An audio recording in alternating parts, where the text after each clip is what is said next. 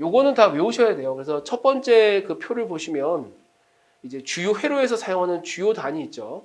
이 주요 단위 중에서 사람의 이름에서 비롯된 거는 이제 반드시 대문자로 쓰셔야 됩니다.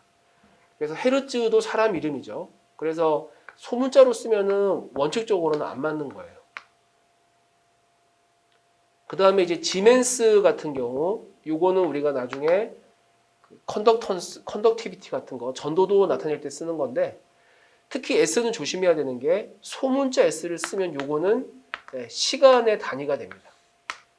근데 우리가 전도도라고 할 때는 이제 대문자 써야 되는데, 요거는 독일의 지멘스 형제 그 이름에서 비롯된 거죠. 어쨌든 사람 이름에서 나온 거는 대문자. 그 다음에 그 5페이지 표 밑에 보시면 10의 거듭 제곱인데 여기 6개는 다 외우셔야 돼요. 대문자 M은 10의 6승 메가. 그 다음에 소문자 K는 이제 킬로 10의 세제곱. 그 다음 소문자 M은 밀리 이제 10의 마이너스 세제곱. 그 다음에 뮤는 이제 마이크로 10의 마이너스 6제곱. N은 나노 10의 마이너스 9제곱. 그 다음 피코 10의 마이너스 12제곱. 이 6개는 꼭 외우셔야 됩니다. 저는 이제 계산기 사용할 때 뭐 그렇게 입력은 하지 않는데 또 어떤 분들은 아예 그 계산기에다가 이런 문자들은 이렇게 저장을 해서 쓰시는 분도 계십니다. 그건 여러분들 그냥 편한 대로 하시면 됩니다. 어쨌든 요거는 무조건 외우셔야 돼요.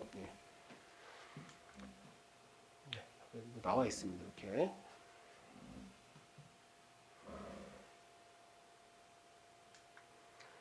자, 그 다음에 이제 6페이지로 넘어가서 이제 전류 전압에 대해서 한번 보겠습니다. 이 전류라고 하는 거는 이 단위 시간당 이제 전하량의 변화량이에요. 그래서 이 Q라고 하는 전하량이 있을 때 전류는 이 전하의 도함수가 되는 거죠. 이렇게 됩니다. 단위는 대문자 A를 써서 이 암페어라고 합니다. 자, 그럼 이제 전류를 표현하는 방법은 이제 두 가지가 있는데요. 일단 방향은 전류가 흐르는 방향은 이제 화살표를 이용을 해요. 그래서 뭐 도선 위에다 이렇게 표시해도 되고 도선 옆에 이렇게 표시해도 괜찮습니다. 그래서 요거는 이제 우리가 A 단자에서 B 단자로 I만큼 흐른다 이렇게 표시하는 거죠. 근데 이제 재밌는 게 뭐냐면 이 A에서 B로 I만큼 흐른단 말하고 B에서 A로 마이너스 I만큼 흐른다. 이 두 개가 사실은 이제 물리적으로 같은 내용을 의미를 합니다. 그래서 이 경우도 이제 전류 방향을 바꾸는 대신에 여기서 마이너스를 붙여주면 되는 거죠. 그러니까 A에서 B로 1A 흐르는 거하고 B에서 A로 마이너스 1A 흐르는 거하고 이게 같은 거죠. 그래서 이런 표현에 좀 익숙해지셔야지 됩니다.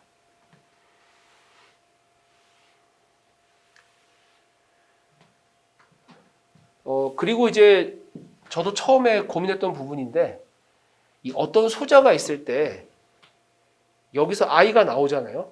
그럼 들어오는 전류가 뭐겠냐? 사실 요거는 처음에 좀 고민할 수 있는 부분인데 이건 그냥 외우시면 돼요.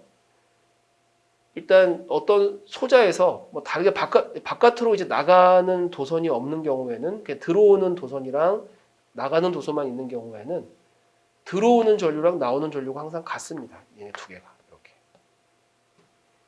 요거는 이제 키르요프 전류 법칙에 의하면 저절로 뭐 성립을 하는 건데 일단은 요거는 그냥 받아들이시면 됩니다. 그래서 이 경우도 B로 마이너스 I가 들어가니까 나오는 것도 마이너스 I가 나오겠죠.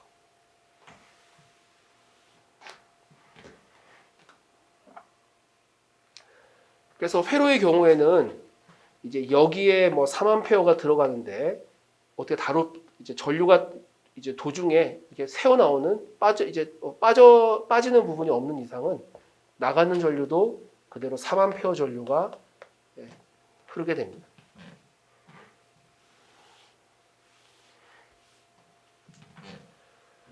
자, 그 다음에 이제 전압 개념을 보겠습니다.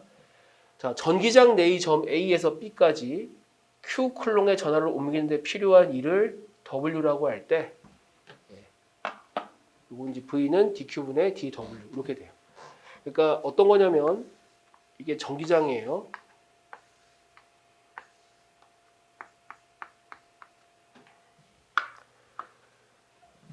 현재 여기 A라고 하는 위치가 있고 B라고 하는 위치가 있는데 여기 전하 Q가 있어요. 그러면 이제 요 경로를 따라 가지고 Q를 옮기는 겁니다. 이제 그때 필요한 일이 W 이퀄 FQ 이렇게 이제 보는 거예요. 그러면 요 A 지점에 있는 전하의 양을 dQ만큼 옮겼을 때 이제 에너지가 dW만큼 증가했다라고 하면 결국은 V 이퀄 dQ분의 dW 이게 전압이 되는 거죠.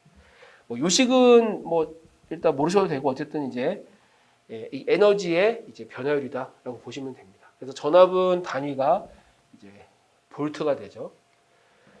그래서 지금 설명해서 대충 감이 오셨을 거라고 생각을 하는데 이 전압이라고 하는 거는 그 좀 위치 에너지, 포텐셜 에너지하고 굉장히 개념적으로 좀 비슷합니다. 그래서 나중에 이제 키르요프 전압 법칙 같은 거 하실 때 조금 이해가 안 되시면은 이런 그 위치 에너지 같은 거를 좀 떠올리시면은 좀 이해가 잘 됩니다.